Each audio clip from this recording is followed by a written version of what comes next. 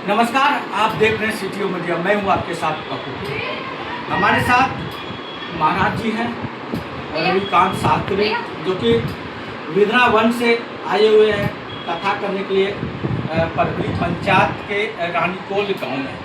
और काफ़ी संख्या में श्रद्धालुओं की उमड़ी भीड़ और श्रद्धालुओं को समझाया, जो कि अपने वेद पुराण से आते हैं, उस बात को लोग महाराज जी समझाएं। हम बात करेंगे महाराज जी से। महाराज जी, सबसे पहले नमस्कार। जय श्री नारायण, जय श्री राधे।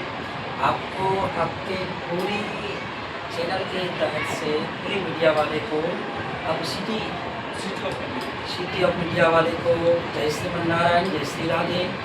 और सभी हिंदुओं को, सभी सनातनियों को ये दास रवि की तरफ से बड़ी ढेरों सारी शुभकामनाएं हैं। आप भैया कैसे हो? मैं ठीक हूँ महाराज। महाराज जी, आप सीमांचल क्षेत्र में आखिर इस गांव के, इस सीमांचल के लोगों को, श्रद्धालुओं को कथा के माध्यम से जो सुना है, लोगों को बहुत कम ही जानकारी है। किस प्रकार से लोगों को, क्योंकि 7 दिन का ये कथा आपने यहाँ पे लोगों को समझाया, श्रद्धालुओं को समझाया, किस प्रकार से लोग समझे, बताने का। सबसे पहले क्या है कि ये भागवत जो है, ये भक्ति, ज्ञान, वैराग्य को प्राप्त करके वह मनुष्य अंत में मुक्ति प्राप्त करता है। तो भागवत को श्रवण करने के लिए देवताओं के लिए भी ये दुर्लभ था। तो कलयुग में आज हर घर में, हर समाज में, हर परिवार में ये श्रीमद् भागवत कथा जो हो रही है, इससे हमारे सनातनों में चेतना जग रही है, याचना जग रही है, हमारे सनातन में भक्ति बढ़ रही है। और आपने देखा कि 7 दिनों से इतने भक्तों की जन सैलाब थी। ये किन्हीं को आपने घर जा के बुलाए तो नहीं, ये उनमें भक्ति थी और उन्हें भक्ति खींच करके लाई यहाँ पे। और भक्ति क्या है? वो भगवान श्रीमन नारायण के हृदय में वास करने वाले। तो आपके यहाँ पे जो रानीकोला के और बगल के भी जो पंचायत हो या जो भी ग्राम हो, यहाँ के भक्तों में अनन्य भक्ति मैंने देखा, बड़ी अच्छी भक्ति देखा गया।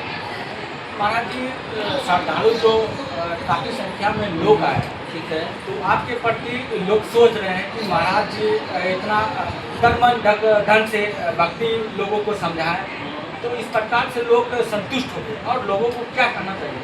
देखिए, ऐसे है कि आप अगर जीवन में जो भी है, भक्त रहे या और किसी भी धर्म से लेके चलिए, माता पिता ही रहे, उन्हें संतुष्ट करना हमारी पूरी ये विचार रहती, भावना रहती है। भक्त तो वो भोले होते ही हैं, पर उनकी भक्ति में सबसे ज़्यादा शक्ति होती है। आज आप देखो कि 2 दिन पहले इतनी बारिश आई, फिर भी भक्त बैठे रहे कथा सुनने के लिए। कल भी रात में जब कथा और की बारिश आई, और आपने देखा कि मैंने कहा कन्हैया जी से कि कन्हैया जी, आपको सौगंध है, अगर आपने बारिश ना रोकी, हमारे कन्हैया जी ने बारिश रोका। तो इन्हें आप भक्ति के एक का भाव कहें। हमने तो भगवान को भी कह दिया, सौगंध दिया कि भक्त अगर आप नहीं रोकोगे तो भक्त कैसे आएंगे। और इतनी प्रेम थी भक्ति में सारे गांव के। और यही कहेंगे कि भैया कम से कम भक्ति में लगा रहो, और भक्ति में लगा रहोगे तो तुम्हें मुक्ति अवश्य मिलेगी।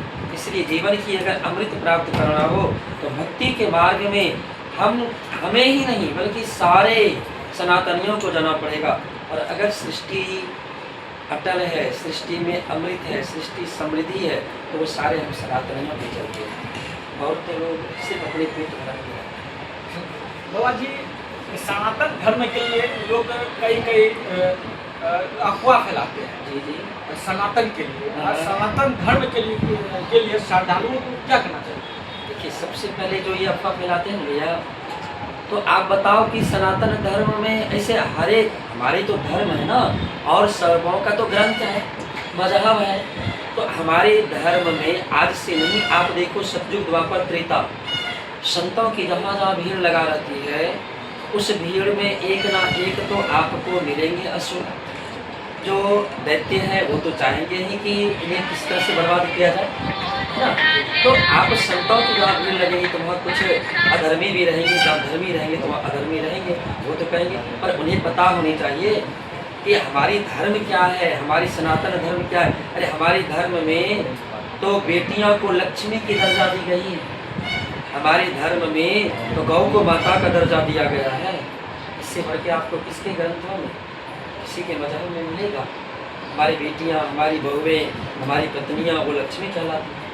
तो इससे बढ़ के लोग कहते हैं गलत, तो उनको समझाइए कि भैया ये सारे गलत हैं, हमारे धर्म ही अमर है, हमारे धर्म ही शांति, हमारे धर्म ही खुशियाँ हैं। तब बाबा जी आप रनिकोला ग्राम वासी में जो आए तो आपको कैसा अनुभव लगा?